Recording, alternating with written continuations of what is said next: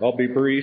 I just wanted to share a few verses that I felt like the Lord put on my heart. A little bit in line with what our brother Don mentioned. And the first verse I'd just like to read is in Deuteronomy chapter 1.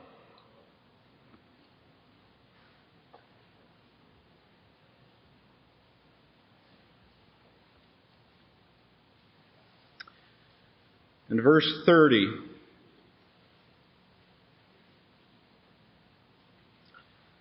The Lord your God, which goeth before you, he shall fight for you, according to all that he did for you in Egypt before your eyes. And in the wilderness where thou hast seen how that the Lord thy God bare thee, as a man doth bear his son, in all the way that ye went, until ye came into this place. 1 Samuel chapter 8.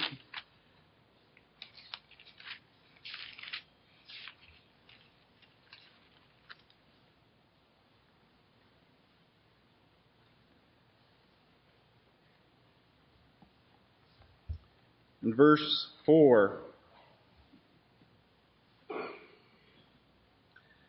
Then all the elders of Israel gathered themselves together and came to Samuel unto Ramah, and said unto him, Behold, thou art old, and thy sons walk not in thy ways. Now make us a king to judge us like all the nations. But the thing displeased Samuel when they said, Give us a king to judge us. And Samuel prayed unto the Lord. And the Lord said unto Samuel, Hearken unto the voice of the people in all that they say unto thee. For they have not rejected thee, but they have rejected me, that I should not reign over them. According to all the works which they have done since the day that I brought them up out of Egypt, even unto this day, wherewith they have forsaken me and served other gods, so do they also unto thee. Now therefore hearken unto their voice. And then over in Numbers chapter 14,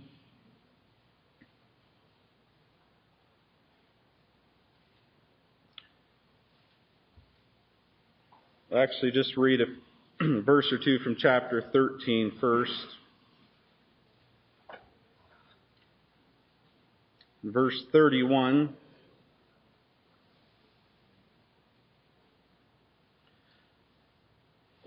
But the men that went up with him said, We be not able to go up against the people, for they are stronger than we. And they brought up an evil report of the land, which they had searched unto the children of Israel. Chapter 14, verse 1. And all the congregation lifted up their voice and cried, and the people wept that night. And all the children of Israel murmured against Moses and against Aaron. And the whole congregation said unto them, Would God that we had died in the land of Egypt, or would God we had died in this wilderness?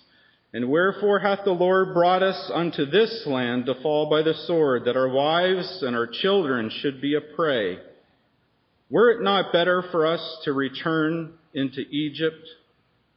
And they said one to another, Let us make a captain, and let us return into Egypt. Then Moses and Aaron fell on their faces before all the assembly of the congregation of the children of Israel.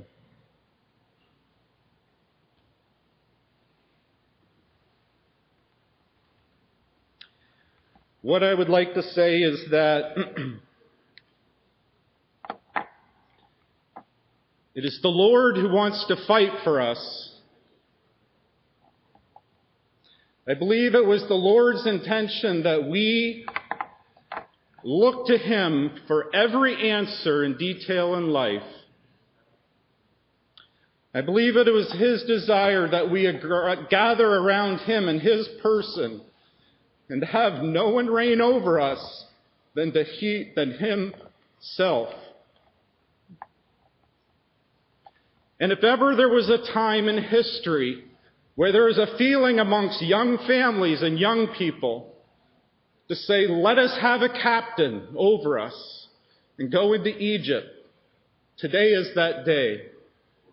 But young people and young fathers, young mothers I truly believe with all of my heart it was the Lord's intention that He was to be the sole resource that we turn to for everything. And so we have the wonderful privilege to be gathered to His name, to be gathered around His person, and look to Him for every answer and for the leading of His Spirit to bring out in our local assemblies just what we need. Yes, there are difficulties. When the people heard the evil report, it filled them with fear. It made mention of their wives and their little ones as they heard about the giants that were in the land, and they were afraid. And I stand as one before you that has felt that for my own children, for my own family. We feel as parents the deepest needs of those that are close to us. But the Lord would still have Himself to be the ultimate resource to go to for every care and every need. It is true that the Lord hearkened to the people when they wanted to make for themselves a king, because He knew that they were insistent upon their own way, to be like the nations around. If we look around to the culture, if we look around to what is around us, that will be the natural response. But we've had before us in these meetings the life of Abraham, the life of a man who walked by faith in a very difficult day. Do you think that that was easy for him to leave his family, his kindred, his father's house, to go to a land he knew not where? But it was a life that was marked by faith. And as the culture continues to deteriorate, it's going to require a life marked by faith like Abraham to follow the Lord through the midst of the most difficult times. And the Lord will honor that faith, and He'll give us the courage to endure whatever we have to endure. It's going to be a life that's not easy, young people. Young father, young mother, each person in this room. We don't know how much longer the Lord's going to leave us here, but there is a path marked by faith where the Lord will be that resource that we need to meet in the hour of need, whatever it may be, whether it's in the local assembly, whether it's in your local situation, in your school, in college, in the workplace, the Lord will help you. My son came to me the other day. He just started a new job, and he said, "Dad, pray for me."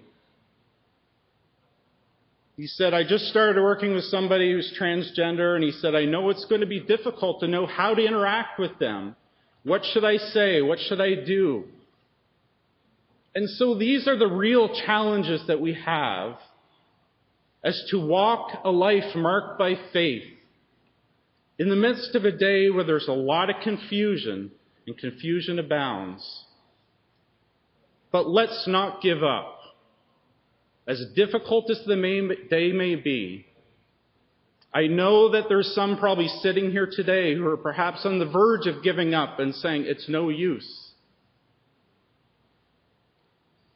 But the Lord desired that He would reign over us. He is the one that will fight for us and defend us and help us to meet whatever challenge we may face as long as we cast ourselves upon Him.